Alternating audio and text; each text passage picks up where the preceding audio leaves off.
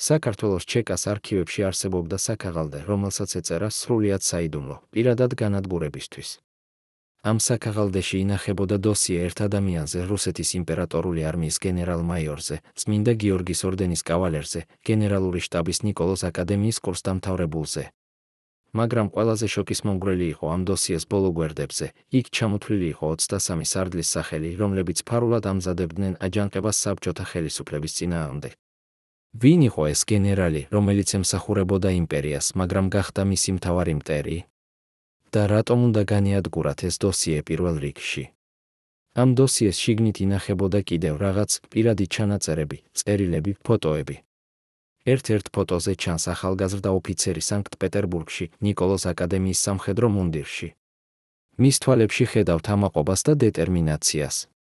მაგრამ იმავე დოსიეში 15 წლის შემდეგ დათარიღებულ დოკუმენტში იგივე ადამიანი აღწერილია როგორც უკიდურესად საშიში ელემენტი, რომელიც აწარმოებს სისტემატურ ანტისაბჭოთა პროპაგანდას ყოფილ ოფიცერთა შორის. რა მოხდა ამ 15 წლის განმავლობაში? როგორ გადაიქცა იმპერიის ერთგული მსახური მის მთავარ დამღუპველად? დოსიეს პირველ გვერდზე ჩაწერილია: აფხაზი, კონსტანტინე, კოტე, ივანეს ძე. დაბადების თარიღი: 1845 წლის 2 მაისი. მარტივი ჩანაწერი, მაგრამ რა ისტორია იმალება ამ თარიღის უკან? ის დაიბადა იმ ეპოქაში, როდესაც საქართველო უკვე 25 წელი იყო რუსეთის იმპერიის შემადგენლობაში. მისი ოჯახი ეკუთვნოდა ძველ არისტოკრატიულ გვარს, რომელიც საუკუნეების განმავლობაში იცავდა საქართველოს საზღვრებს. ახლა კი ეს ოჯახი უნდა გადაერჩინა ახალ რეალობას, სადაც მათი სამშობლო იყო პროვინცია დიდი იმპერიის. როგორ გაზრდიდნენ ბავშვს ასეთ გარემოში?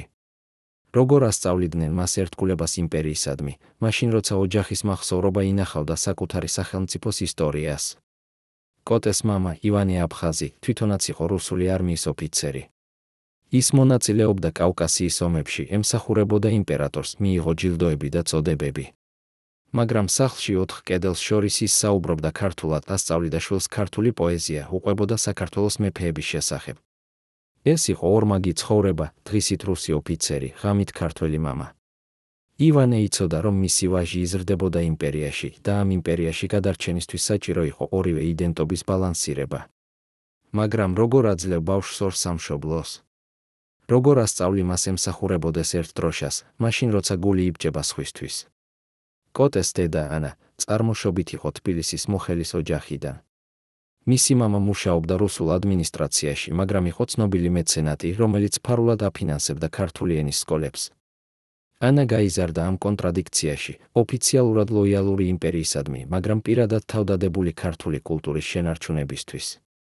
როცა მან იქორწინა ივანე აფხაზთან, იცოდა, რომ მათი შვილები იზრდებოდნენ იმავე ორმაგ სამყაროში. მაგრამ ანა დაჟინებით ამტკიცებდა, ჩვენი შვილები უნდა იცოდნენ, ვინ არიან. რუსული მუნდირი არ უნდა ამოშალოს მათ ქართული გული. 1845 წლის საქართველო იყო ქვეყანა გარდამავალ მდგომარეობაში. რუსეთის იმპერია აქტიურად ახორციელებდა ინტეგრაციის პოლიტიკას, რუსული ადმინისტრაცია, რუსული ენა, ოფიციალურ დაწესებულებებში რუსული საგანმანათლებლო სისტემა. ქართული არისტოკრატია იყოფოდა ორ ბანაკად, ზოგიერთი მთლიანად ინტეგრირდა რუსულ საზოგადოებაში, სხვები კი ინარჩუნებდნენ ქართულ იდენტობას, მაგრამ ცხოვრობდნენ ორმაგ რეალობაში. აფხაზების ოჯახი ეკუთვნოდა მეორე კატეგორიას, ოფიციალურად ერთგულები, პირადად, ქართველები გულითა და სულით. როდესაც კოტე აფხაზს შეუსრულდა 7 წელი, მამამ გადაწყვიტა, ვაჟი უნდა მიეღო საუკეთესო განათლება, რაც იმპერიას თავაზობდა. ეს ნიშნავდა რუსულ სკოლას, რუსულ აკადემიას, რუსულ კარიერას. ივანე იცოდა, რომ ეს იყო ერთადერთი გზა შვილის წარმატებული მომავლისთვის. მაგრამ იმავდროულად ყოველ საღამოს რუსული გაკვეთილების შემდეგ კოტე ზიდა სახლში და უსმენდა მამის ისტორიებს ქართველი მეომრების შესახებ, ქართული სამეფოების დიდების შესახებ, იმის შესახებ, თუ როგორ იბრძოდნენ მისი წინაპრები საქართველოს დამოუკიდებლობისთვის. ეს იყო საიდუმლო გაკვეთილები, რომლებსაც არავინ უნდა სმენოდა 4 კედელს გარეთ. 1855 წელს, როდესაც კოტეს შეუსრულდა 10 წელი, მოხდა ინციდენტი, რომელმაც შეცვალა მისი ცხოვრება. რუსულ სკოლაში დამრიგებელმა მოსწავლეებს უყვა რუსეთის დიდებაზე და ველურ კავკასიელებზე, რომლებიც რუსეთმა განათლებამდე აიყვანა. ახალგაზრდა კოტე ვეღარ გაუძლო და გააპროტესტა მასწავლებლის სიტყვები, თქვა, რომ საქართველოს ჰქონდა 1000-წლოვანი კულტურა და ცივილიზაცია ბევრად უფრო ადრე, ვიდრე მოსკოვი აშენდა. დამრიგებელი გაოცდა ასეთი დაუფიქრებლობით და კოტე დაისაჯა, გამოაგდეს საკლასო ოთახიდან და მოუწოდეს მშობლების სკოლაში. ივანე აფხაზი გამოცხადდა სკოლაში რუსული არმიის ოფიცრის მუნდირში, მკერდზე ჯილდოებით. მას ესაუბრა დირექტორთან კარს მიღმა და საუბარი გაგრძელდა 9 საათზე მეტი ხანი. როცა ივანე გამოვიდა, მისი სახე იყო ჩაკეტილი და ცივი. სახლში მობრუნებულმა მან ჯერ დარჩა დიდხანს ჩუმად, შემდეგ მივიდა კოტესთან და უთხრა, შენ მართალი იყავი იმაში, რაც თქვი. მაგრამ ამ სამყაროში მართლის თქმა ზოგჯერ ნიშნავს საკუთარი მომავლის გაფუჭებას. ჩვენ ვცხოვრობთ იმპერიაში და ამ იმპერიაში გადარჩენა ნიშნავს გონიერებას. ეს იყო მწარე გაკვეთილი 10 წლიანი ბიჭისთვის, მართალია, მაგრამ ჩუმად რჩება. მომდევნო წლებში კოტე აფხაზი სწავლობდა უშუალოდ თბილისის რუსულ გიმნაზიაში. ის იყო გამორჩეული მოსწავლე, ბრწყინვალე წიგნიერი, განსაკუთრებით კარგად ერკვა მათემატიკასა და სამხედრო ტაქტიკაში. მასწავლებლები პროგნოზირებდნენ მას დიდ მომავალს იმპერიულ სამსახურში. მაგრამ ისინი არ იცოდნენ, რომ ყოველ საღამოს ეს ბრწყინვალე მოსწავლე სახლში უკან ბრუნდებოდა და იქ იქცეოდა სულ სხვა ადამიანად, ქართველ ახალგაზრდად, რომელიც კითხულობდა ილია ჭავჭავაძის ნაწერებს, სწავლობდა შოთა რუსთაველის პოეზიას და ოცნებობდა დამოუკიდებელ საქართველოზე. როგორღაც ცხოვრობდა ორ პარალელურ სამყაროში ეს თინეიჯერი. 1863 წელს, როცა კოტეს შეუსრულდა 18 წელი, მოხდა მნიშვნელოვანი მოვლენა. პოლონეთში დაიწყო აჯანყება რუსეთის იმპერიის წინააღმდეგ. ახალი ამბავები მოდიოდა თბილისამდე და ქართველი ინტელიგენცია ფარულად განიხილავდა პოლონელების მაგალითს. ახალგაზრდა კოტე უსმენდა მამის საუბრებს მისი მეგობრებთან, ისინი საუბრობდნენ იმაზე, შეეძლო თუ არა საქართველოს მსგავსი აჯანყება. მაგრამ ყველა იცოდა პასუხი, პოლონეთი იყო ბევრად დიდი და ძლიერი და მაინც ჩაახშეს აჯანყება სისხლიანად. საქართველოს რა შანსი ჰქონდა? იმავე წელს ივანე აფხაზმა მიიღო მნიშვნელოვანი გადაწყვეტილება, დაეხმარა ვაშ შეერჩია სამხედრო კარიერა. ის უთხრა კოტეს, თუ ვერ შეგიძლია შეცვალო სისტემა, უნდა იყო მასში საუკეთესო. ერთადერთი გზა, რომ იქონიო რეალური გავლენა, არის იმპერიული ძალაუფლება. გენერლებს ესმით მეფეები, პროვინციელ არისტოკრატებს არა. ეს იყო პრაგმატული მიდგომა, მაგრამ მარტო პრაგმატიზმი არ იყო. ივანე იცოდა, რომ სამხედრო განათლება სანქტ-პეტერბურგში მისცემდა კოტეს კონტაქტებს, ცოდნას, დისციპლინას. და ვინ იცის, იქნებ ერთ დღეს ეს ყველაფერი გამოადგეს საქართველოს. 1865 წლის გაზაფხულზე, 20 წლის კოტე აფხაზი ჩამოვიდა სანქტ-პეტერბურგში. იმპერიის დედაქალაქი აღაფრთოვანებდა და აშინებდა ერთდროულად. ეს იყო სამყარო სრულიად განსხვავებული თბილისისგან, გრანდიოზული პალატები, ფართო პროსპექტები, მილიონობით ადამიანი. აქ ყველა საუბრობდა რუსულად, ფიქრობდა რუსულად, ცხოვრობდა რუსულად. კოტეს უნდა გამდგარიყო მათ შორის ახალგაზრდა კავკასიელი ოფიცერი, რომელიც ცდილობს მოიპოვოს ადგილი რუსულ საზოგადოებაში.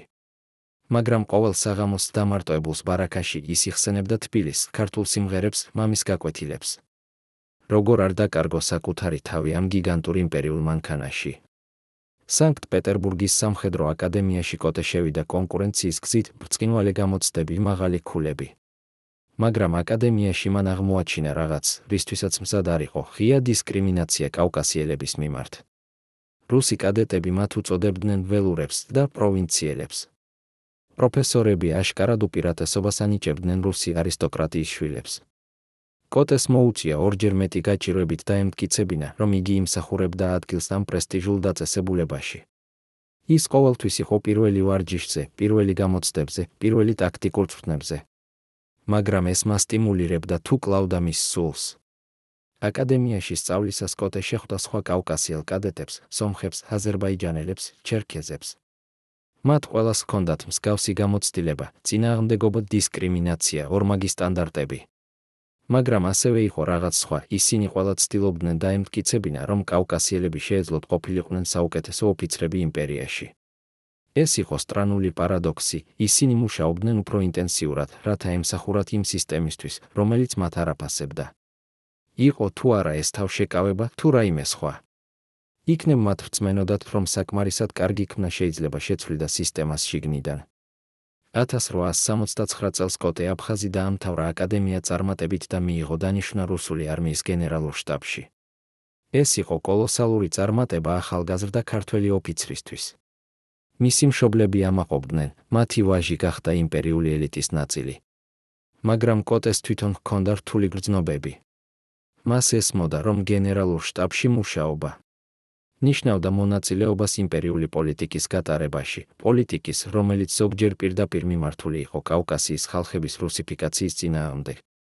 როგორ ეგუებოდა საკუთარ თავთან ახალგაზრდა ოფიცერი, რომელსაც ამის შესახებ უფიქრია ღამის 2 საათზე, მარტო ოთახში, რუსული ქალაქის გულში. გენერალურ შტაბში მუშაობის პირველ წლებში კოტე მონაწილეობდა სხვადასხვა სტრატეგიული დაგეგმვის პროცესში. ის ხედავდა, როგორ მიიღებოდა გადაწყვეტილებები იმპერიის უმაღლეს დონეზე, როგორ განსაზღვრავდნენ პროვინციების ბედს ზოგჯერ ერთი შენიშვნით. ხშირად ეს გადაწყვეტილებები არ ითვალისწინებდა ადგილობრივ რეალობას, ადგილობრივ კულტურას, ადგილობრივ ხალხს. კოტე ცდილობდა გაეკეთებინა კომენტარები, შეეტანა კორექტივები, მაგრამ მისი ხმა იყო მხოლოდ ერთ-ერთი მრავალთა შორის და ზოგჯერ საერთოდ არ ისმოდა. ის სწავლობდა მნიშვნელოვან გაკვეთილს იმპერიული ბიუროკრატია არის მანქანა და მანქანა არ ისმენს ინდივიდუალურ ხმებს. 1871 წელს მოხდა მოვლენა, რომელმაც კოტეს ღრმად შეარყია, გაუქმდა ბატონყმობა რუსეთში. ეს იყო კოლოსალური რეფორმა, რომელიც თეორიულად უნდა მიეცა თავისუფლება მილიონობით ხმებს. მაგრამ კავკასიაში რეფორმა მიმდინარეობდა გაცილებით უფრო ნელი ტემპით და ბევრად უფრო ნაკლები გარანტიებით. კოტე ხედავდა დოკუმენტებს, რომლებიც ადასტურებდა, რომ კავკასიელებს ეპყრობოდნენ სხვაგვარად, უფრო მკაცრი წესებით, ნაკლები უფლებებით. ის ცდილობდა ამაზე ყურადღების გამახვილებას შტაბის სხდომებზე, მაგრამ მისი კოლეგები უბრალოდ იღიმებოდნენ, კოტე, თქვენ ზედმეტად პერსონალურად იღებთ კავკასიის საკითხებს. პერსონალურად? როგორ არ მიიღო პერსონალურად, როდესაც საუბარია შენს ხალხზე? იმავე დროს კოტეს კიდევ ერთი დილემა ჰქონდა, მას შეუყვარდა რუსი ქალი, ნატალია, გენერლის ასული.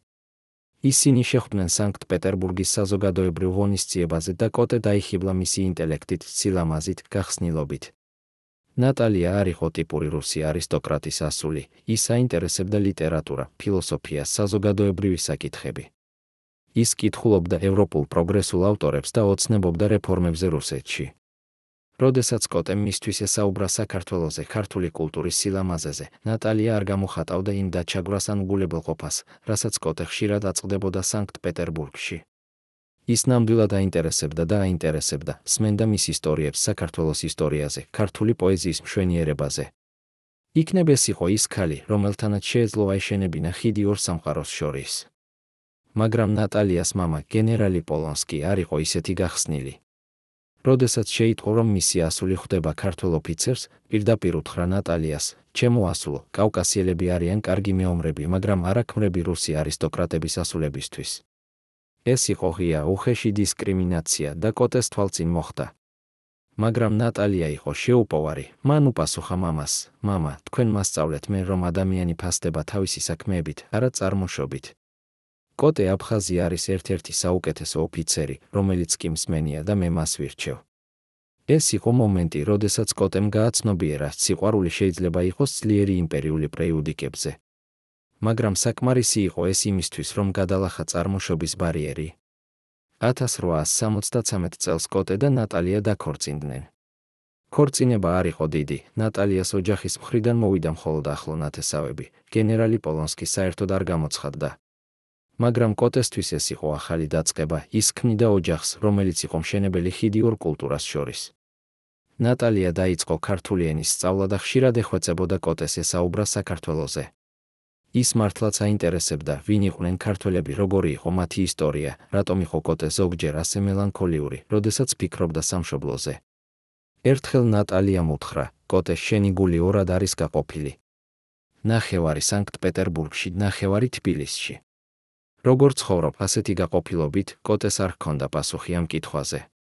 მომდევნო წლები იყო ინტენსიური სამხედრო სამსახურის წლები.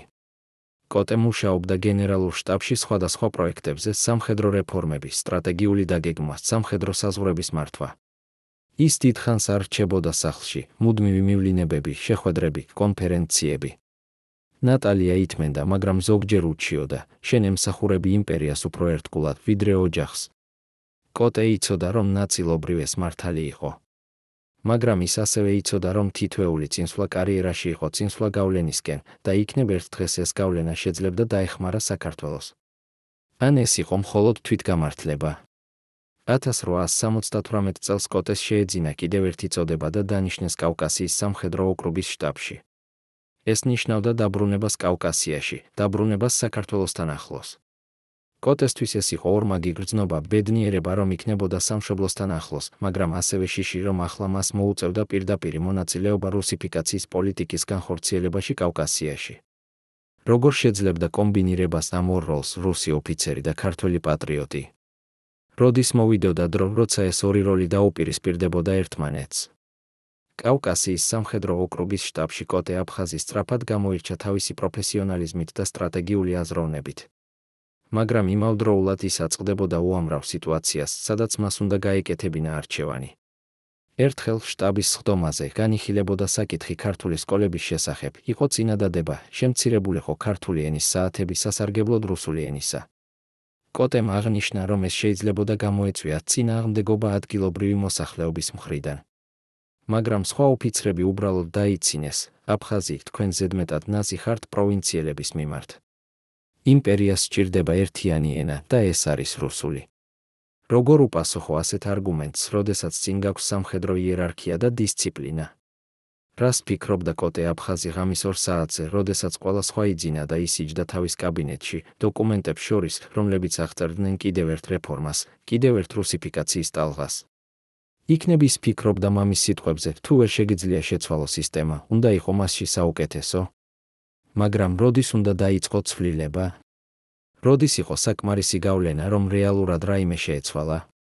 ან იქნებ სისტემა იყო ისეთი, რომ ისცვლიდა შენ და არა შენ მას? გაგრძელება 1869 წელს კოტე აფხაზმა მიიღო დანიშვნა, რომელმაც მთლიანად შეცვალა მისი პერსპექტივა იმპერიულ სამსახურზე.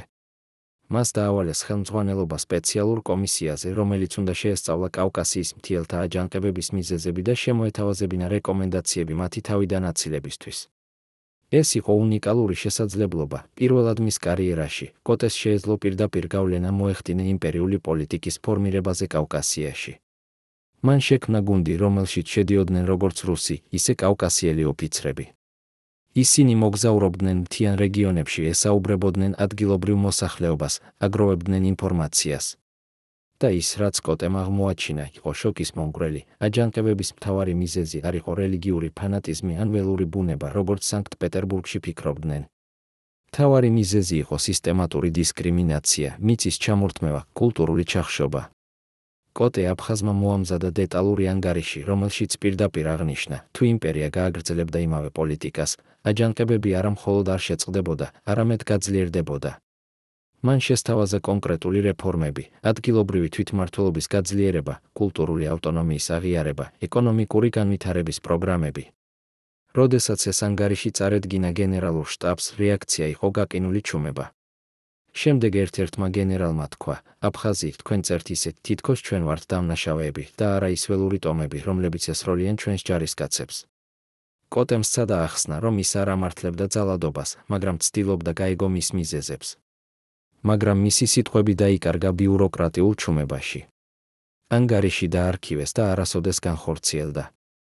ეს იყო გარდამტეხი მომენტი კოტე აფხაზის ცხოვრებაში. პირველად მან გააცნობიერა, სისტემა არ იცვლებოდა შიგნიდან.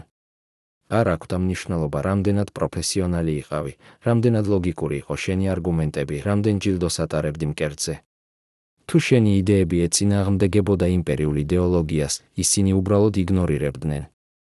ნატალიას ესაუბრა ამ გამოცდილებაზე ერთ საღამოს და მან უთხრა, კოტე, შენ ცდილობ შეცვალო რაღაც, რაც არ სურს შეცვლა. იმპერია აშენებულია ძალაუფლებაზე, არა სამართლიანობაზე. ეს იყო მწარი ჭეშმარიტება, მაგრამ ჭეშმარიტება მაინც. 1875 წელს კოტე აფხაზს შეეძინა პირველი შვილი, ვაჟი, რომელსაც დაარქვეს ივანე, ბაბუის სახელზე. ეს იყო მომენტი უზარმაზარი ბედნიერებისა, მაგრამ ასევე ახალი პასუხისმგებლობისა. კოტე იჯდა ბავშვის საწოლთან და უყურებდა მის მძინარე სახეს და ფიქრობდა, რა სამყაროში გაიზრდებოდა ეს ბავშვი. რა იდენტობა ექნებოდა მას? ის იქნებოდა რუსი, ქართველი, თუ რაღაც შუალედური. კოტე იხსენებდა საკუთარ ბავშვობას, როგორ ცხოვრობდა ორ სამყაროს შორის და არ სურდა, რომ მისი ვაჟი გაიარა იგივე შიდა კონფლიქტი. მაგრამ როგორ თავიდან აეცილებინა ეს, როდესაც თვითონ ჯერ კიდევ არ იყო გადაჭრილი ეს კონფლიქტი საკუთარ თავში. იმავე წელს მოხდა კიდევ ერთი მნიშვნელოვანი მოვლენა. კოტეს მამა, ივანე აფხაზი, გარდაიცვალა. ეს იყო დიდი დარტყმა კოტესთვის. მამა იყო მისი მთავარი მასწავლებელი, მენტორი, ადამიანი, რომელმაც ასწავლა როგორ ბალანსირება ორი იდენტობას შორის. დაკრძალვაზე, თბილისში, კოტე შეხვდა ძველ ოჯახის მეგობრებს, ქართველ ინტელიგენციას. ისინი საუბრობდნენ იმაზე, თუ როგორ იცვლებოდა საქართველოს რუსიფიკაცია ძლიერდებოდა, ქართული სკოლები იხურებოდა, ქართული ენა იდევნებოდა ოფიციალური სფეროებიდან. ერთ-ერთმა მოხუცმა კაცმა ივანეს ძველმა მეგობარმა მიუახლოვდა კოტეს და ჩუმად უთხრა, შენი მამა იმედოვნებდა, რომ შენ შეძლებდი რაიმეს შეცვლას შიგნიდან. შეძელი? კოტეს არ ჰქონდა პასუხი. დაკრძალვის შემდეგ კოტე დარჩა რამდენიმე დღე თბილისში. ის დადიოდა ქალაქის ქუჩებში, სადაც გაიზარდა, ესაუბრებოდა ძველ მეგობრებს, ესწრებოდა ქართულ თეატრს. და ყოველ ნაბიჯზე ხედავდა იმპერიული პოლიტიკის შედეგებს რუსული ვიტრინები მაღაზიებზე, რუსული ბრძანებები ადმინისტრაციულ შენობებზე, რუსული მუნდირები ყველგან. ქართული ენა ჟღერდა მხოლოდ სახლებში, ბაზრებზე, ეკლესიებში. ოფიციალური სივრცე იყო რუსიფიცირებული.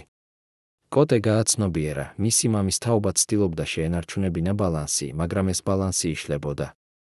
იმპერია არ აპირებდა კომპრომისს, ის აპირებდა სრულ ასიმილაციას. სანქტ-პეტერბურგში დაბრუნებულმა კოტემ აღმოაჩინა, რომ მისი ანგარიში კავკასიის აჯანყებების შესახებ გამოიწვია, არა მხოლოდ იგნორირება, არამედ ეჭვიც. ერთ-ერთმა მაღალჩინოსანმა პირდაპირ უთხრა, აფხაზი, ჩვენ ვაფასებთ თქვენს სამსახურს, მაგრამ ზოგჯერ გვეჩვენება, რომ თქვენ ზედმეტად თანაგრძნობთ კავკასიელებს.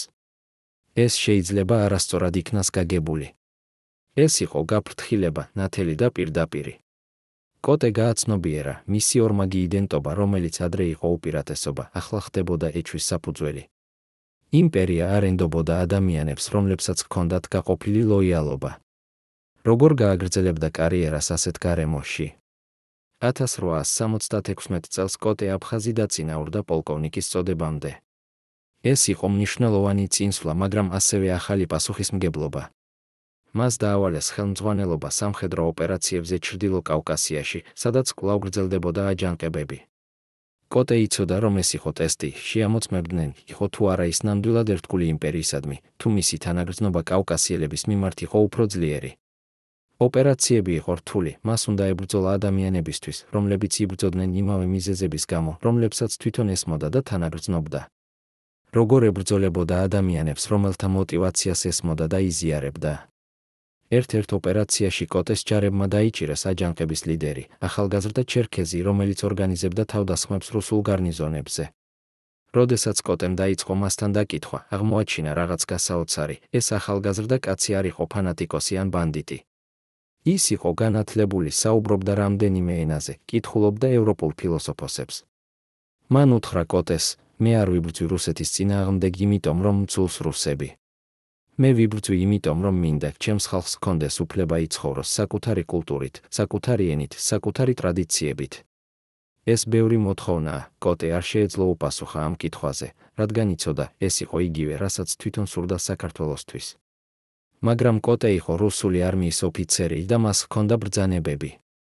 ახალგაზრდა ჩერქეზი უნდა გაეგზავნა სიბირში, გადასახლებაში. კოტემ სცადა შუამდგომლობა, წერდა რაპორტებს, თხოვდა შემსუბუქებას, მაგრამ ყველაფერი იყო უშედეგო. ახალგაზრდა კაცი გაიგზავნა სიბირში და კოტე არასოდეს გაიგო, რა მოუვიდა მას. ეს ინციდენტი დარჩა კოტეს მეხსიერებაში, როგორც ერთ-ერთი ყველაზე მტკივნეული მომენტი მის კარიერაში. ის ასრულებდა ბრძანებებს, რომლებიც ეწინააღმდეგებოდა მის პირად რწმენას. როგორ ცხოვრობდა ასეთი შიდა კონფლიქტით? 1878 წელს კოტე აფხაზი დაბრუნდა სანქტ-პეტერბურგში და კვლავ დაინიშნა გენერალურ შტაბში. მისი რეპუტაცია იყო ორმაგი, ერთი მხრივ ის იყო აღიარებული როგორც ბრწყინვალე სტრატეგი და პროფესიონალი ოფიცერი. მეორე მხრივ ზოგიერთი მაღალჩინოსანი ჯერ კიდევ ეჩვობდა მის სრულ ლოიალობაში იმპერიისადმი. კოტე იცოდა ამის შესახებ და ცდილობდა იყო კიდევ უფრო პროფესიონალი, კიდევ უფრო ეფექტური, კიდევ უფრო ერთგული. მაგრამ ყოველი ასეთი ძალისხმევა აშორებდა მას საკუთარი თავისგან, ქართველი კოტე აფხაზისგან, რომელიც ოცნებობდა თავისუფალ საქართველოზე. ის ხდებოდა იმპერიული მანქანის კიდევ ერთი კბილანა და ეს აშინებდა მას. იმავე წელს კოტეს შეეძინა მეორე შვილი, ქალიშვილი, რომელსაც დაარქვეს ანა, ბებიის სახელზე. ნატალია იყო ბედნიერი, მაგრამ ასევე შეშფოთებული, ის ხედავდა, როგორ იცვლებოდა კოტე, როგორ ხდებოდა ის უფრო დახურული, უფრო მელანქოლიური. ერთხელ მან უთხრა, კოტე, შენ ჩუმად იხოცები შიგნიდან. მე ვხედავ ამას. რატომ არ ესაუბრო ჩემთან, კოტემ სცადა ახსნა, მაგრამ როგორ ახსნიდი ისეთ რამეს, რაც თვითონაც ბოლომდე არ გესმოდა. როგორ ეუბნებოდი ცოლს, რომ ემსახურებოდი სისტემას, რომელიც ანადგურებდა შენი ხალხის კულტურას? როგორ აღიარებდი, რომ ყოველი ჯილდო, ყოველი წოდება იყო ერთდროულად წარმატება და ღალატი? 1869 წელს მოხდა მოვლენა, რომელმაც კიდევ უფრო გაამწვავა კოტეს შიდა კონფლიქტი. იმპერიულმა ხელისუფლებამ გამოსცა ბრძანება, ყველა ქართული სკოლა უნდა გადაეყვანა რუსულ ენაზე სწავლებაზე. ქართული ენა შეიძლებოდა დარჩენილიყო მხოლოდ როგორც ცალკე საგანი, კვირაში 2 საათი. ეს იყო კოლოსალური დარტყმა ქართული განათლებისთვის. კოტე იცოდა ამის შესახებ წინასწარ, ის მონაწილეობდა შტაბის სხდომებზე, სადაც განიხილებოდა ეს საკითხი. ის ცდილობდა წინააღმდეგობა გაეწია, მაგრამ მისი ხმა იყო მარტოხელა ხმა უდაბნოში. გადაწყვეტილება მიღებულ იქნა და კოტეს მოუწია ხელი მოეწერა დოკუმენტზე, რომელიც ამტკიცებდა ამ რეფორმას კავკასიაში. იმ ღამეს, როდესაც კოტე დაბრუნდა სახლში, ის ვერ იძინა. ის იჯდა თავის კაბინეტში და უყურებდა დოკუმენტს, რომელზეც მოეწერა ხელი. ეს იყო დოკუმენტი, რომელიც ფაქტობრივად კლავდა ქართულ განათლებას. და მისი ხელმოწერა იყო იქ ოფიციალური, ლეგალური. ის იყო თანამონაწილე ამ პროცესში. როგორ შეეძლო ასე რამის გაკეთება? როგორ შეეძლო ღალატი საკუთარი ხალხისა? მაგრამ რა არჩევანი ჰქონდა? თუ უარს იტყოდა ხელმოწერაზე, მას გაათავისუფლებდნენ სამსახურიდან და სხვა ვინმე მოაწერდა ხელს. შედეგი იქნებოდა იგივე, მაგრამ ის დაკარგავდა ყველა გავლენას, რაც ჯერ კიდევ ჰქონდა. ეს იყო ლოგიკური არგუმენტი, მაგრამ ის არ ამშვიდებდა მის სინდისს. მომდევნო დღეს კოტე მიიღო წერილი თბილისიდან, მისი ბიძა, ძველი ქართველი არისტოკრატი, წერდა მას და ეკითხებოდა, მართალია თუ არა ხმები ახალი რეფორმის შესახებ. კოტემ ვერ უპასუხა ამ წერილს. როგორ უპასუხებდი? როგორ ეუბნებოდი ოჯახს, რომ შენ პირადად მონაწილეობდი გადაწყვეტილებაში, რომელიც ანადგურებდა ქართულ განათლებას? ის დატოვა წერილი უპასუხოდ და ეს იყო კიდევ ერთი ღალატის აქტი, ღალატი ჩუმებით. 1880 წელს კოტე აფხაზი დაწინაურდა გენერალ-მაიორის წოდებამდე. ეს იყო კოლოსალური წარმატება, ქართველი ოფიცერი, რომელიც მიაღწია ასეთ მაღალ წოდებას რუსული არმიის იერარქიაში. მისი ოჯახი ამაყობდა, მისი მეგობრები ულოცავდნენ, იმპერიული ელიტა აღიარებდა მას როგორც ერთ-ერთ საუკეთესო გენერალს. მაგრამ კოტეს თვითონ არ გრძნობდა ტრიუმფს. ის გრძნობდა სიცარიელეს. ყოველი წოდება, ყოველი ჯილდო იყო კიდევ ერთი ნაბიჯი მოშორებით საკუთარი თავისგან, საკუთარი ხალხისგან, საკუთარი ოცნებებისგან. ის გახდა ის, რასაც იმპერია სურდა, ერთგული, ეფექტური, ასიმილირებული.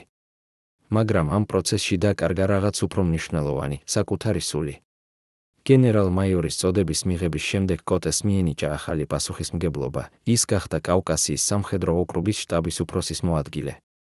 ეს ნიშნავდა, რომ ის იყო ერთ-ერთი ყველაზე გავლენიანი სამხედრო ფიგურა მთელ კავკასიაში. მას ჰქონდა ძალაუფლება გადაწყვეტილებების მიღებაზე, რომლებიც გავლენას ახდენდა მილიონობით ადამიანის ცხოვრებაზე.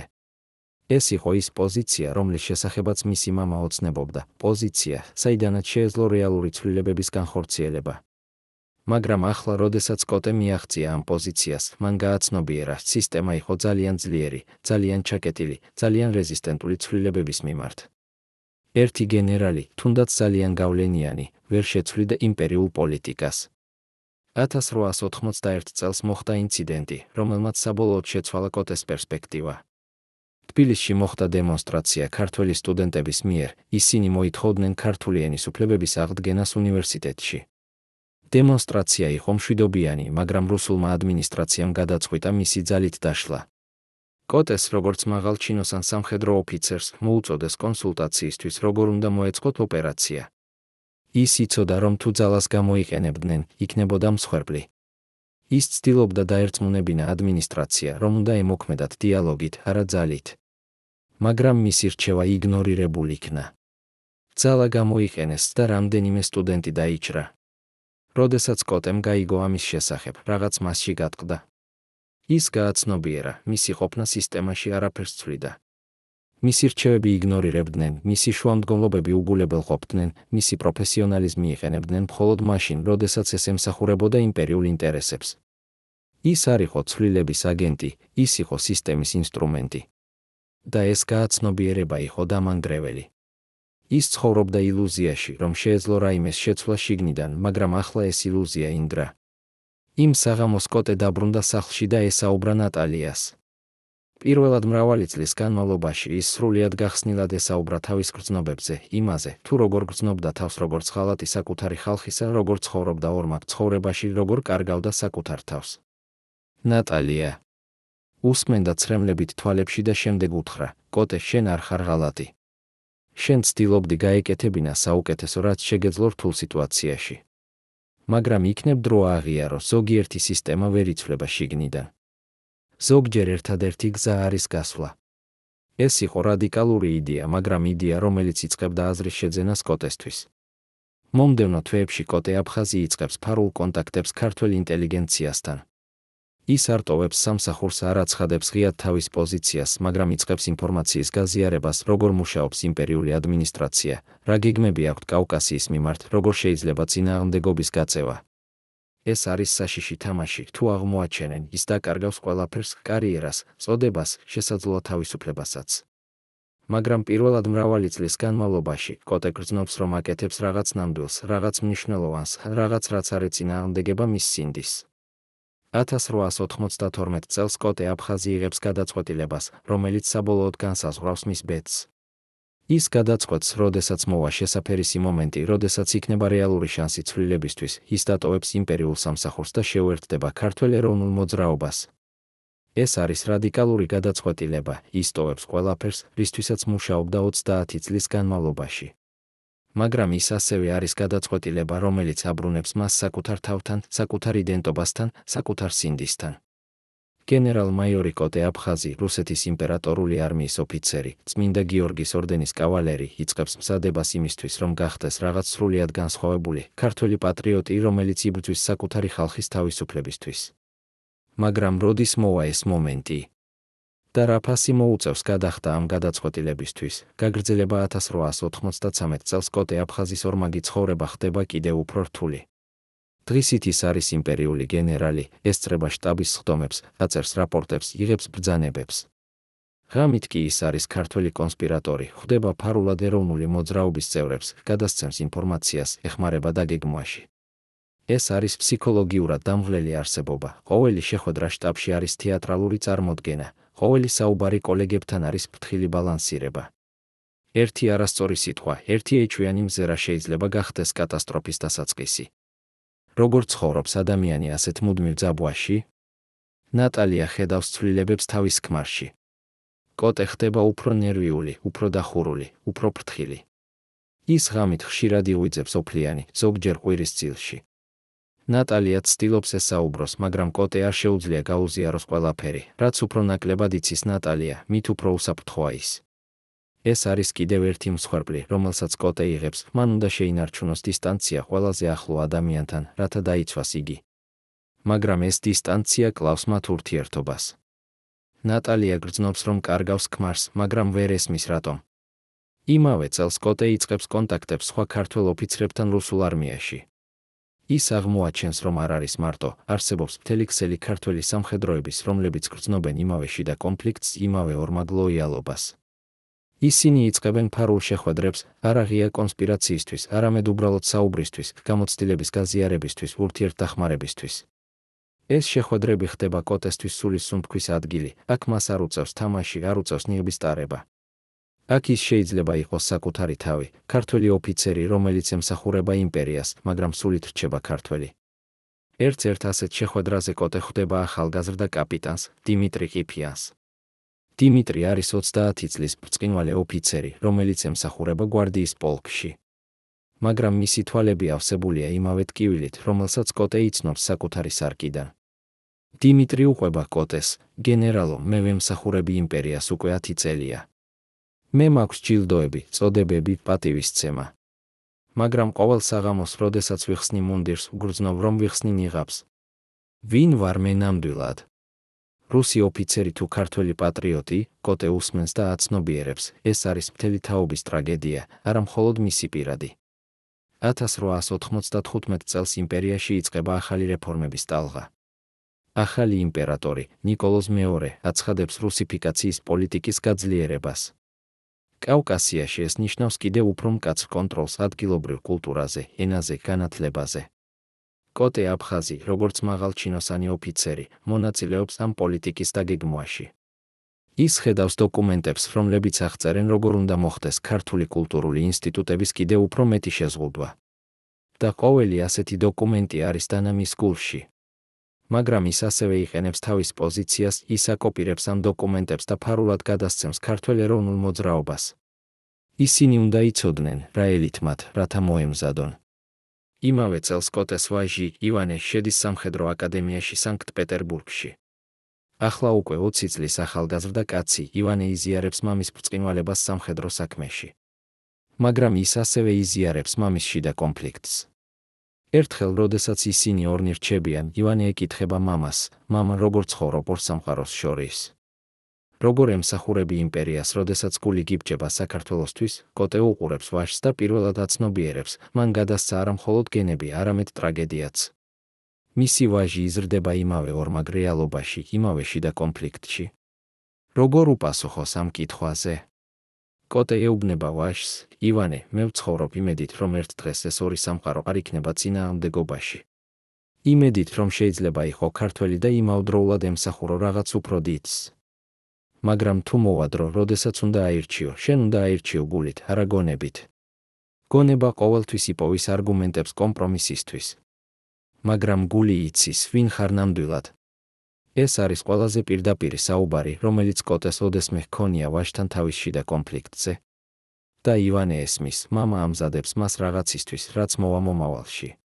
1896 წელს კოტე აფხაზი იღებს ინფორმაციას, რომ სეკურიტატი იწყებს გამოძიებას ქართველ ოფიცერთა შორის.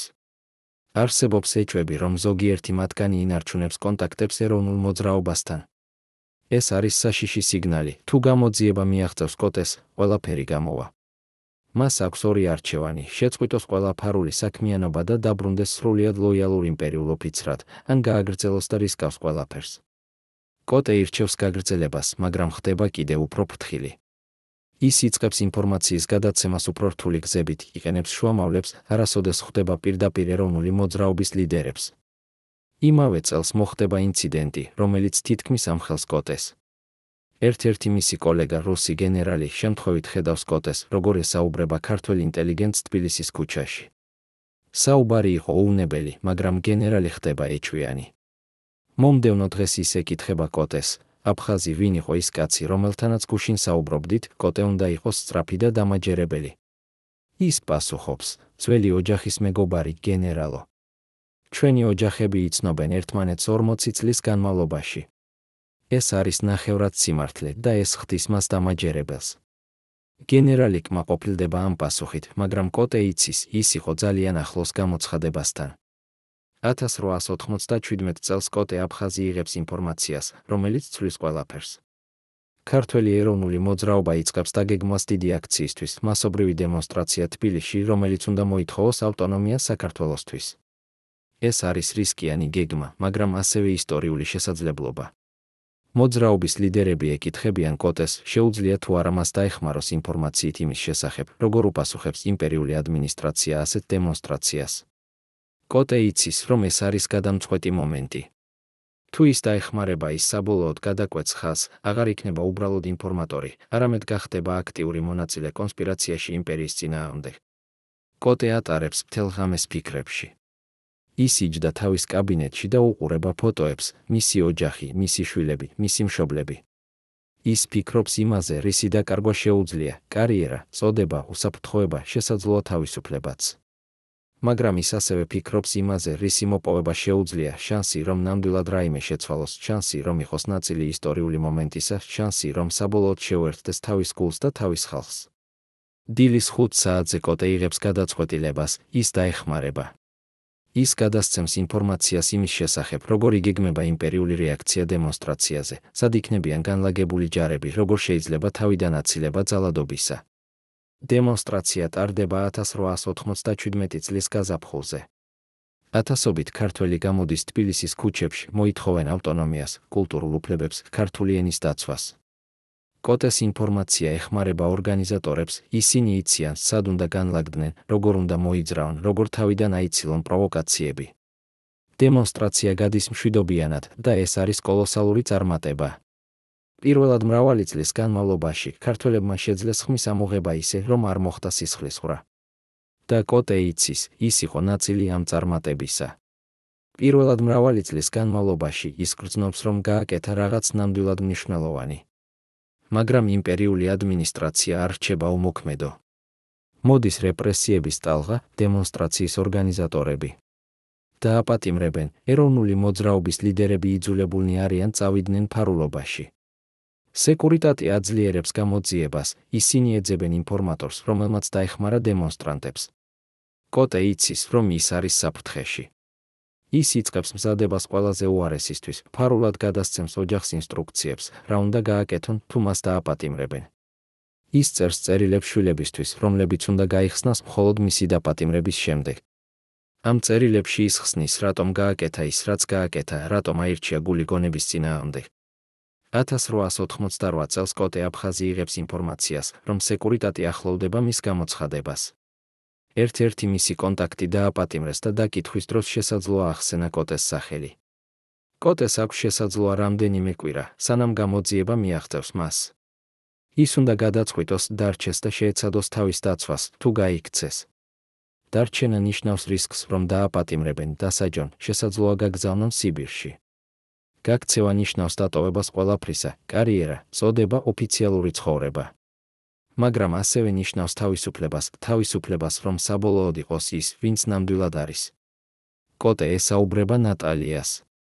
პირველად მთელი ამ წლების განმავლობაში ის უყვება ყველაფერს, თავის ორმაგ ცხოვრებას, თავის ფარულ საქმიანობას, თავის კონტაქტებს ეროვნულ მოძრაობასთან. ნატალია უსმენს შოკში, მაგრამ არა განკითხვით. როდესაც კოტე ამთავრებს, ნატალია ჩუმად ეუბნება, მე ყოველთვის ვიცოდი, რომ შენ იყავი რაღაც უფრო მეტი, ვიდრე უბრალოდ იმპერიული გენერალი. მე ვიცოდი, რომ შენი გული იყო სხვაგან. და მე მხარს გიჭერ, რაც არ უნდა გადაწყვიტო. ეს არის მომენტი, როდესაც კოტე აცნობიერებს, მისი ცოლი რუსი არისტოკრატის ასული ესმის მას უკეთ, ვიდრე ის ფიქრობდა. სიყვარული ნამდვილად არის ძლიერი იმპერიულ საზღვრებზე. კოტე იღებს გადაწყვეტილებას, ის გაიქცევა. მაგრამ არა მარტო.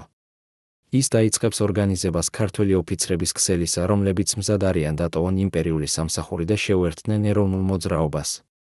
ეს არის ამბიციოზური გეგმა, შექმნას ქართველი სამხედროების ბირთვი, რომელიც შეიძლება გახდეს საფუძველი მომავალი ქართული არმიისთვის. ის იწყებს ფარულ კონტაქტებს იმ ოფიცრებთან, რომლებსაც ენდობა. ზოგიერთი ეთანხმება, ზოგიერთი უარს ამბობს. მაგრამ თანდათან იქნება ჯგუფი, 23 ოფიცერი სხვადასხვა წოდებისა და რანგის, რომლებიც მზად არიან დატოვონ ყველაფერი და შეუერთდნენ ბრძოლას საქართველოს თავისუფლებისთვის. 1889 წლის გაზაფხულზე კოტე აფხაზი იღებს ინფორმაციას, სეკურიტატმა იცის მისი ფარული საქმიანობის შესახებ და ემზადება დაპატიმრებისთვის. დრო ამოიწურა. კოტე აგროვებს თავის ჯგუფს, 23 ოფიცერს და უყვება გეგმას. ისინი ერთდროულად დატოვებენ სამსახურს და გაიქცევიან საქართველოში, მთიან რეგიონებში, სადაც შეუძლიათ დამალვა და ორგანიზება. ეს არის რისკიანი გეგმა, მაგრამ ალტერნატივა არის დაპატიმრება და სიბირი. 23 ოფიცერი ეთანხმება. ისინი ადგენენ თარიღს 40 მაისი 1889 წელი. ეს არის დღე, როდესაც გენერალ-მაიორი კოტე აფხაზი, რუსეთის იმპერატორული არმიის ოფიცერი, წმინდა გიორგის ორდენის კავალერი, საბოლოოდ დატოვებს იმპერიულ სამსახურს და გახდება ქართველი პატრიოტი, რომელიც იბრძვის საკუთარი ხალხის თავისუფლებისთვის. როგორ შეხვდება ისტორია ამ გადაწყვეტილებას? და რა ელის კოტე აფხაზს და მის 23 თანამებრძოლს მათ ახალ ცხოვრებაში, გაგრძელება მე-40 მაისის დილას, 1889 წელს, კოტე აფხაზი ბოლოჯერ ატარებს რუსული არმიის გენერალ-მაიორის მუნდირს. ის დგას სარკის წინ თავის კაბინეტში სანქტ-პეტერბურგში და უყურება საკუთარ ასახვას 30 წლის სამსახური, უამრავი ჯილდო მკერდზე, წოდება, რომელიც მიაღწია ძალიან მცირე ქართველმა ოფიცერმა. მაგრამ ამ ყველაფრის უკან ის ხედავს რაღაც სხვას, ადამიანს, რომელმაც ცხოვრობა ორმაგ ცხოვრებაში, რომელმაც ემსახურა სისტემას, რომელიც ანადგურებდა მის ხალხის კულტურას. დღეს ეს მთავრდება. დღეს ის საბოლოოდ აირჩევს არა კომპრომისს, არა ბალანსს, არამედ მკაფიო არჩევანს. ის იხსნის მუნდირს, აკეცებს მას ფრთხილად და ტოვებს მაგიდაზე. ამ მუნდირთან ერთად ის ტოვებს მთელ თავის წარსულ ცხოვრებას. იმავე დღეს, სხვადასხვა ქალაქებში რუსეთის იმპერიაში, 22 სხვა ქართველი ოფიცერი აკეთებს იმავეს. ისინი ტოვებენ თავიანთ გარნიზონებს, თავიანთ პოზიციებს, თავიანთ ოფიციალურ ცხოვრებას. ზოგიერთი მათგანი წერს საბოლოო რაპორტს, სადაც ხსნის თავის გადაწყვეტილებას. ზოგიერთი უბრალოდ ქრება ღამის სიბნელეში. მაგრამ ყველა მათგანი მიემართება ერთი მიმართულებით სამხრეთისკენ, კავკასიისკენ, საქართველოსკენ. ისინი იყენებენ სხვადასხვა მარშრუტებს, სხვადასხვა საფარს, მაგრამ მიზანი ერთია: მიაღწიონ მთიან რეგიონებს, სადაც შეუძლიათ დამალვა და ორგანიზება. ეს არის უპრეცედენტო მოვლენა რუსეთის იმპერიის ისტორიაში. 23 ოფიცერი სხვადასხვა წოდებისა და რანგის ერთდროულად ტოვებენ სამსახურს და უერთდებიან ეროვნულ მოძრაობას. კოტე აფხაზი ტოვებს სანქტ-პეტერბურგს ღამის მატარებლით. მასთან ერთად არის ნატალია და ორი შვილი, ივანე და ანა. ნატალიამ გადაწყვიტა წავიდეს ქმართან ერთად მიუხედავად იმისა, რომ ეს ნიშნავდა დატოვებას მთელი მისი წარსული ცხოვრებისა, ოჯახი, მეგობრები, სოციალური სტატუსი. როდესაც მატარებელი ტოვებს სადგურს, კოტე უყურება ფანჯრიდან სანქტ-პეტერბურგის განათებულ ქუჩებს და ფიქრობს, ის ცხოვრობდა ამ ქალაქში 30 წელი, აქ გაიარა კარიერის ყველა საფეხური, აქ შეიქმნა ოჯახი. მაგრამ ეს ქალაქი არასოდეს ყოფილა მისი სახლი. მისი სახლი იყო სამხრეთით, მთებში, სადაც ხალხი საუბრობდა მის ენაზე და ცხოვრობდა მის კულტურით. მოგზაურობა გრძელდება 2 კვირა. კოტე და მისი ოჯახი მოძრაობენ ფრთხილად, იყენებენ ფალსიფიცირებულ დოკუმენტებს, რჩებიან პატარა სასტუმროებში, თავს არიდებენ ყურადღებას. ყოველ დღეს კოტე ელოდება, რომ მათ დააჭერენ, იმპერიული პოლიცია უკვე უნდა იცოდეს მისი გაქცევის შესახებ, უნდა ეძებდნენ მას. მაგრამ ისინი გადის საზღვრებს, გადის კონტროლის პუნქტებს და ყოველი წარმატებული გადასვლა არის პატარა გამარჯვება. ივანე, ახლა უკვე 21 წლის ახალგაზრდა კაცი, ეხმარება მამას, ის იყენებს თავის სამხედრო მომზადებას, თავის კონტაქტებს, თავის ცოდნას იმპერიული სისტემის შესახებ. როდესაც ისინი საბოლოოდ აღწევენ საქართველოს საზღვარს, კოტე გრძნობს რაღაც უჩვეულოს, ის ბრუნდება სახლში პირველად 30 წლის განმავლობაში არა როგორც იმპერიული ოფიცერი, არამედ როგორც ქართველი პატრიოტი. როდესაც მატარებელი შედის თბილისის სადგურზე, კოტე ხედავს მთებს ჰორიზონტზე, იმავე მთებს, რომლებსაც ხედავდა ბავშვობაში, იმავე მთებს, რომლებიც ყოველთვის იყო მისი სახლის სიმბოლო. ახლა ეს მთები გახდება მისი თავშესაფარი, მისი ბაზა, მისი ახალი სამშობლო. თბილისში კოტე აფხაზს ხვდება ქართველი ეროვნული მოძრაობის ლიდერები. ისინი უკვე იციან მისი მოსვლის შესახებ, კოტემ გაუგზავნა მათ შეტყობინება წინასწარ. შეხვედრა ტარდება ფარულად, ერთ-ერთ ძველ სახლში თბილისის ძველ ქალაქში. როდესაც კოტე შედის ოთახში, ის ხედავს ადამიანებს, რომლებთანაც ფარულად თანამშრომლობდა წლების განმავლობაში, მაგრამ არასოდეს შეხვედრია პირისპირ. ისინი ესალმებიან მას როგორც გმირს, ადამიანს, რომელმაც დატოვა ყველაფერი იმისთვის, რომ შეუერთდეს მათ ბრძოლას. მაგრამ კოტე არ გრძნობს თავს გმირად. ის გრძნობს თავს ადამიანად, რომელმაც საბოლოოდ გააკეთა ის, რაც უნდა გაეკეთებინა წლების წინ. მოძრაობის ლიდერი ილია ჭავჭავაძე პირადად ესალმება კოტეს. ილია არის ლეგენდარული ფიგურა ქართულ ეროვნულ მოძრაობაში, პოეტი, პუბლიცისტი, საზოგადო მოღვაწე. მან თავისი მთელი ცხოვრება მიუძღვნა ბრძოლას ქართული კულტურის შენარჩუნებისთვის. როდესაც ის ხედავს კოტეს, მის თვალებში ჩანს ემოცია, ეს არის მომენტი, რომელსაც ის ელოდა წლების განმავლობაში. ილია ეუბნება კოტეს, გენერალო აფხაზი, თქვენი მოსვლა არის ისტორიული მომენტი. თქვენ არა მხოლოდ მოიყვანეთ საკუთარი თავი, არამედ მოიყვანეთ 22 ოფიცერი, რომლებსაც აქვთ სამხედრო გამოცდილება, სტრატეგიული ცოდნა, ორგანიზაციული უნარები. ეს არის საფუძველი, რომელზეც ჩვენ შეგვიძლია ავაშენოთ ქართული სამხედრო ძალა.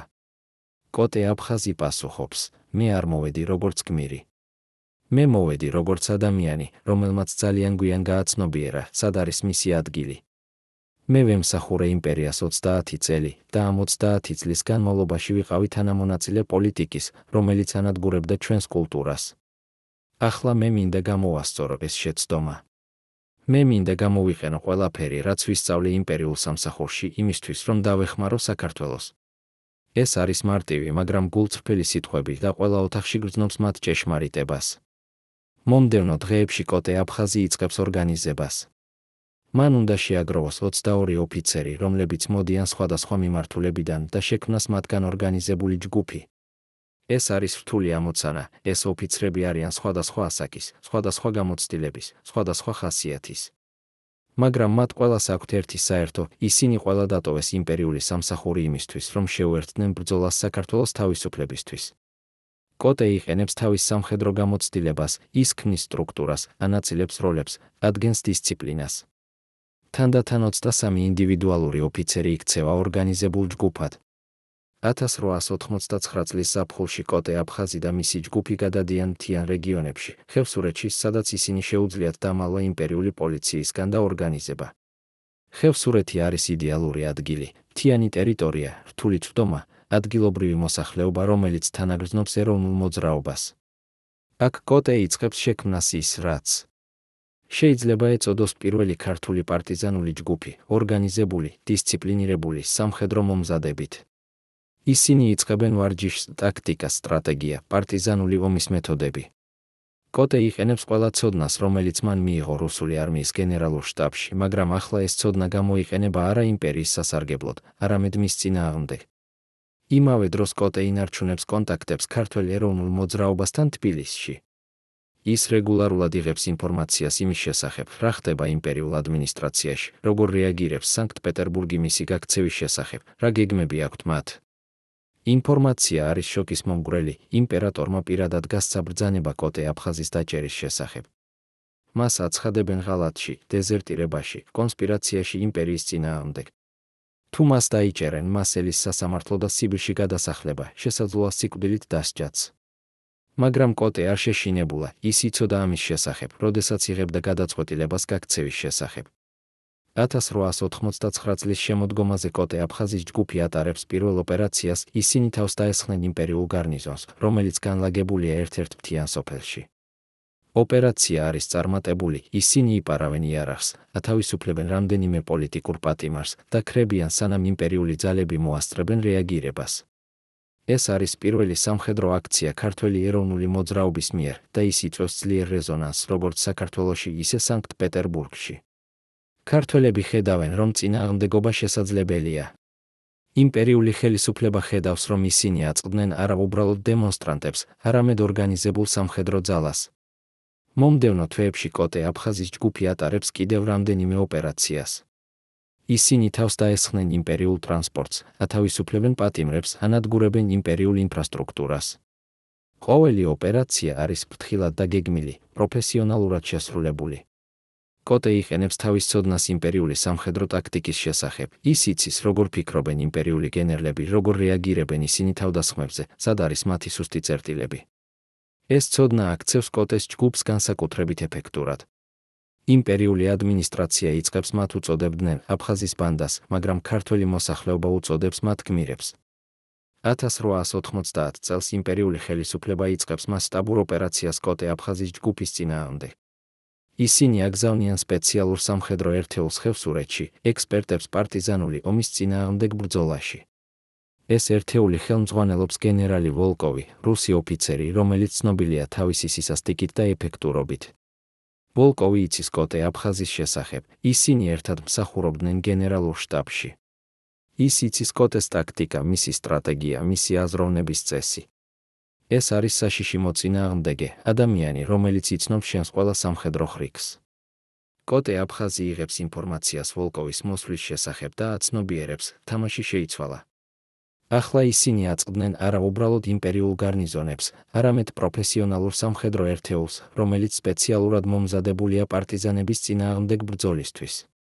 კოტე იწყებს ტაქტიკის შეცვლას, ის ხდება უფრო ფრთხილი, უფრო მობილური, უფრო არაპროგნოზირებადი. ის იყენებს თავის ცოდნას ვოლკოვის შესახებ, იცის, როგორ ფიქრობს ის, როგორ მოქმედებს, რა არის მისი სუსტი მხარეები. ეს ხდება პირადი დუელი ორ გენერალს შორის, ერთი, რომელიც ემსახურება იმპერიას, მეორე, რომელიც იბრძვის მის წინააღმდეგ. მომდევნო თვეები არის ინტენსიური კატათაგვის თამაში. ვოლკოვის ერთეული ცდილობს დაიჭიროს კოტეს ჯგუფი, მაგრამ ისინი ყოველთვის არიან ერთი ნაბიჯით წინ. კოტე იყენებს თავის ცოდნას ადგილობრივი ტერიტორიის შესახებ, ადგილობრივი მოსახლეობის მხარდაჭერას, მობილურ ტაქტიკას. ისინი თავს დაესხნენ და ქრებიან, თავს დაესხნენ და ქრებიან. ვოლკოვი ხდება სულ უფრო განრისხებული, ის არ შეუძლია დაიჭიროს ადამიანი, რომელიც ადრე იყო მისი კოლეგა. ეს არის არა მხოლოდ სამხედრო წარუმატებლობა, არამედ პირადი შეურაცხყოფა. 1891 წლის გაზაფხულზე მოხდება გადამწყვეტი მოვლენა. ვოლკოვის ერთეული საბოლოოდ აღმოაჩენს კოტეს ჯგუფის ბაზას ხევსურეთში. ისინი ორგანიზებენ მასშტაბურ ოპერაციას, ასობით ჯარისკაცი, არტილერია, სრული ბლოკადა. კოტე აფხაზია ცნობიერებს, ისინი არიან ხაფანგში. მათ აქვთ ორი არჩევანი, დარჩენა და ბრძოლა, რაც ნიშნავს თითქმის გარანტირებულ სიკვდილს ან დაპატიმრებას, ან გაქცევა, რაც ნიშნავს დატოვებას ყველაფრისა, რაც ისინი ააშენეს ამ 2 წლის განმავლობაში.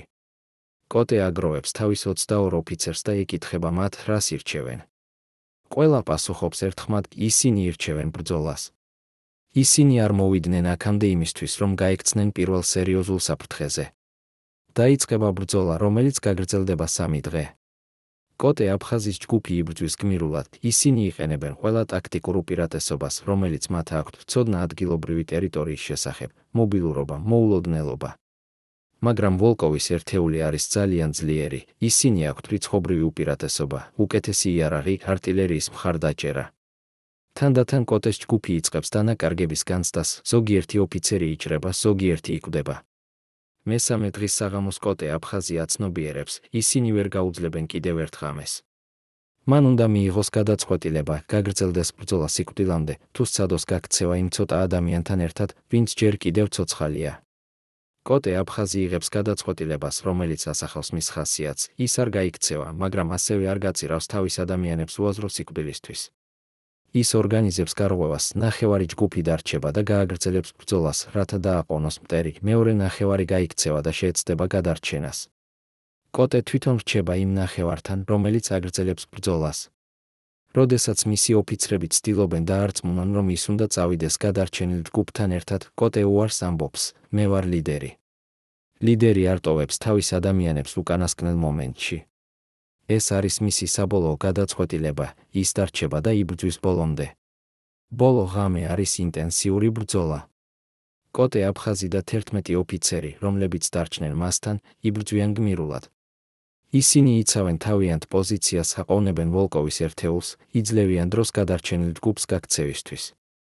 მაგრამ თანდათან მათი ძალები ამოიწურება. დილის 5 საათზე, როდესაც მზე იწყებს ამოსვლას მთების უკან, კოტე აფხაზია ცნობიერებს, ეს არის ბოლო. მათ აღარ აქვთ ტყვიები, აღარ აქვთ ძალები, აღარ აქვთ შანსი. ვოლკოვის ჯარისკაცები ახლოვდებიან საბოლოო შტურმისთვის. კოტე უყურებს თავის დარჩენილ ოფიცრებს, ისინი ყველა დაჭრილები არიან, დაღლილები, მაგრამ მათ თვალებში ჯერ კიდევ ჩანს დეტერმინაცია. ისინი იბრძოდნენ იმისთვის, რისთვისაც სჯეროდათ და ეს იყო ღირსეული ბრძოლა. საბოლოო შტურმის დროს კოტე აფხაზი იჭრება. ის ვარდება, მაგრამ არ კვდება. ვოლკოვის ჯარისკაცები იჭერენ მას და დარჩენილ ოფიცრებს. როდესაც ვოლკოვი პირადად მოდის ნახვად დაპატიმრებულ კოტე აფხაზს, ორი ყოფილი კოლეგა უყურებენ ერთმანეთს. ვოლკოვი ეუბნება, აფხაზი, შენ იყავი ერთ-ერთი საუკეთესო გენერალი, რომელიც კი მსმენია. რატომ გაფუჭე ყველაფერი ამ უაზრო ბრძოლისთვის? კოტე პასუხობს, ვოლკოვ, შენ არასოდეს გაიგებ. შენ ემსახურები იმპერიას, რადგან ეს არის შენი სამსახური. მე ვიბრძოდი ჩემი ხალხისთვის, რადგან ეს არის ჩემი სული. ეს არის მათი ბოლო საუბარი, ორი გენერალი, რომლებიც აირჩიეს სხვადასხვა გზა. კოტე აფხაზი და დარჩენილი ოფიცრები გადაიყვანენ თბილისში, სადაც მათ ელით სასამართლო. პროცესი არის პოლიტიკური შოუ, იმპერიული ხელისუფლება სურს გააკეთოს მაგალითი იმ ადამიანებისგან, რომლებმაც გაბედეს წინააღმდეგობა. მაგრამ პროცესი ასევე ხდება პლატფორმა კოტე აფხაზისთვის, ის იყენებს თავის საბოლოო სიტყვას, რათა ესაუბროს ქართველი ხალხისთვის, ახსნას რატომ გააკეთა ის, რაც გააკეთა, მოუწოდოს მათ გააგრძელონ ბრძოლა. მისი სიტყვები ვრცელდება მთელ საქართველოში, ხდება ლეგენდა, ინსპირაციის წყარო მომავალი თაობებისთვის. იმპერიული ხელისუფლება ცდილობს ჩაახშოს ეს სიტყვები, მაგრამ ისინი უკვე ცოცხლობენ ხალხის გულებში. სასამართლო გამოაქვს განაჩენი, კოტე აფხაზი და დარჩენილი ოფიცრები დასჯილნი არიან სიბირში გადასახლებით უვადოდ. ეს არის რბილი განაჩენი იმის გათვალისწინებით, რისი მოლოდინით შეეძლოთ იმპერიული ხელისუფლება არ სურს გააკეთოს მათგან მოწამეების სიკვდილით დასჯით. ისინი სურთ, რომ ისინი დაივიწყონ სიბირის ყინულებში. მაგრამ ისინი არ იციან, კოტე აფხაზის ისტორია უკვე გახდა ლეგენდა და ლეგენდები არ იკარგებიან სიბირში.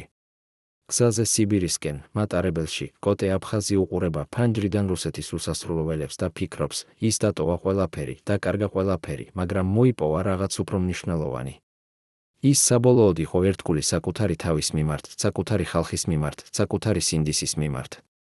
ის იყო გენერალი, რომელმაც ემსახურა იმპერიას, მაგრამ გახდა გმირი საკუთარი ხალხისთვის. და ეს იყო ღირსეული ბოლო მისი ამბისთვის. მაგრამ ეს ნამდვილად იყო ბოლო. თუ ეს იყო მხოლოდ დასაწყისი რაღაცისა, რაც გაგრძელდებოდა მომავალ თაობებში,